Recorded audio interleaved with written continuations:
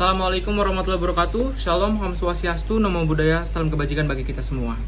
Yang terhormat kepada Bapak dan Ibu dosen dan rekan-rekan serta teman-teman yang saya cintai. Marilah kita panjatkan puji dan syukur kepada Tuhan Yang Maha Esa karena diberikannya kesempatan dan kesehatan untuk kita berada di sini dan mendengarkan pidato singkat dari saya.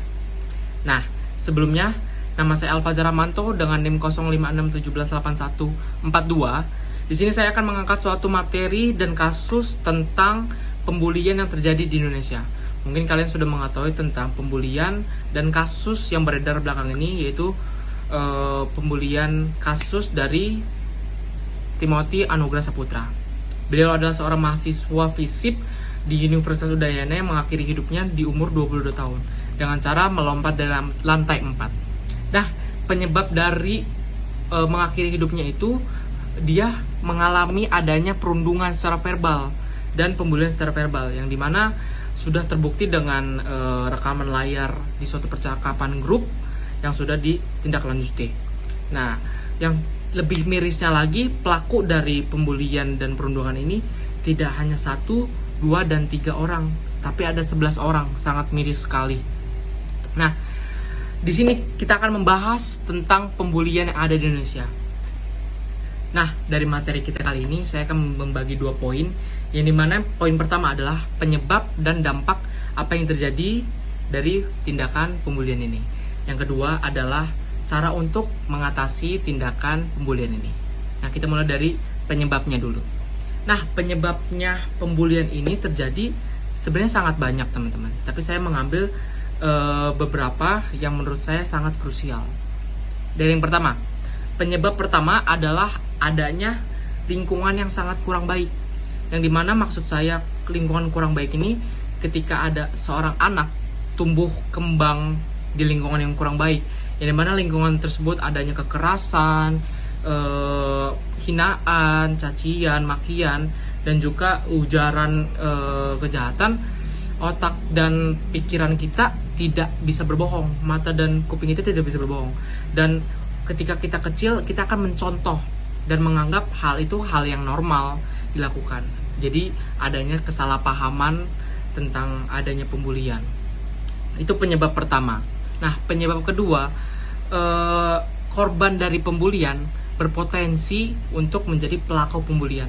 Maksudnya apa sih? Jadi maksudnya itu ketika ada seorang pembuli yang melakukan pembulian dan si korban ini akan merasa adanya dendam yang mendalam di hatinya, sehingga dendam itu akan berpotensi untuk melakukannya tindakan yang sama kepada orang lain. Jadi dendam itu bisa menjadi pemicu terjadinya pembulian ke orang selanjutnya. Kita kasih contoh, semisal seperti adanya penataran. Penataran masih sering terjadi di beberapa sekolah.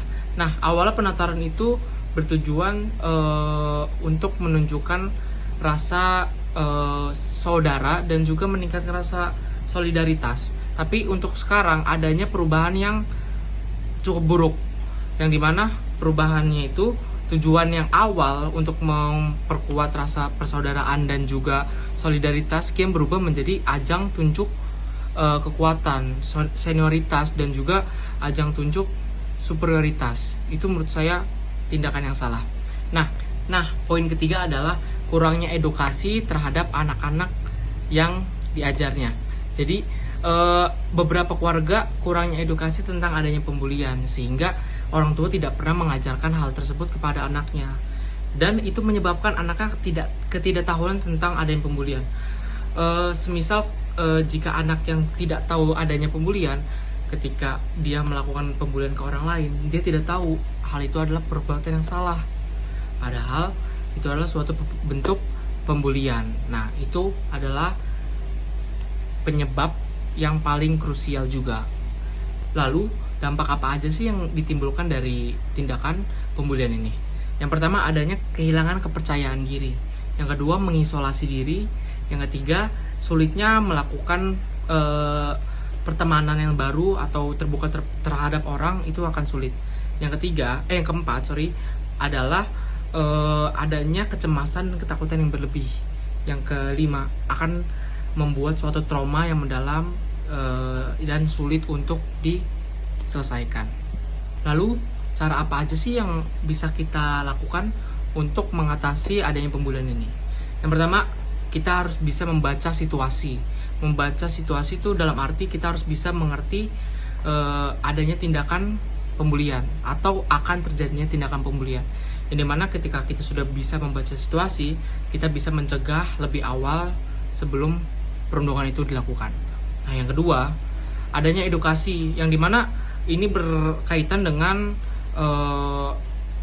penyebab terjadinya pembulian adalah kurangnya edukasi. Nah, poin kedua ini, cara untuk mengatasinya adalah melakukan edukasi. Ini mana mungkin beberapa dari kita masih belum tahu tentang adanya pembulian, masih minim edukasi tentang pembulian, dan juga memberikan rasa empati juga sangat kurang di lingkungan kita.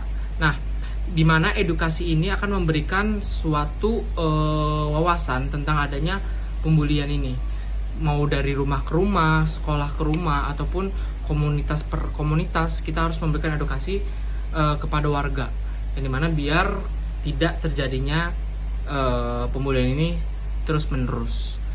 Yang ketiga adalah adanya support system terhadap korban dari pembulian. Nah, support system ini bisa berupa kawan, sahabat, teman, orang tua, guru, bisa berupa maupun orang yang tidak dikenal, karena pembulian ini sudah sangat marak di lingkungan kita. Jadi adanya support system akan membantu validasi perasaan dari korban pembulian, yang dimana kita harus berada di pihak korban untuk merasa dia tidak sendiri, dan itu sangat penting karena pada saat itu mereka sangat trauma dan sangat ketakutan. Nah, support system itu sangat dibutuhkan pada saat itu. Nah, yang terakhir adalah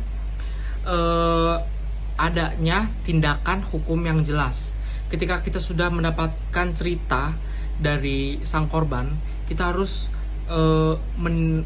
bertindak lanjuti dan melapori ke pihak berwenang, maupun guru atau ke polisi. Kita harus melakukan tindakan yang jelas, dan kita harus memberikan ganjaran yang sesuai dengan apa yang dilakukan oleh pelaku, maupun itu dari skors atau tindakan-tindakan lainnya. Kita harus memberikan hukuman yang jelas agar dengan tujuan tentunya tidak dilakukannya dan membuat jerak sang pelaku, membuat tidak melakukannya lagi pembulian. Nah, dari materi-materi yang baru saya sampaikan, penyebab, dampak, dan cara mengatasinya, saya berharap sekali teman-teman sekalian, Bapak Ibu, sudah mengerti dengan apa yang disampaikan, dan timbulnya rasa peduli yang lebih dan empati yang lebih terhadap sesama. Kita juga harus lebih peka terhadap lingkungan sekitar kita, karena tidak ada yang tahu tentang terjadinya pembulian ini. Dan yang lebih parahnya lagi, jika tidak kita yang menanyakan tentang apa yang terjadi, sang korban lebih sering memilih untuk tidak bercerita karena merasa takut. Jadi kita harus lebih peduli dan lebih peka.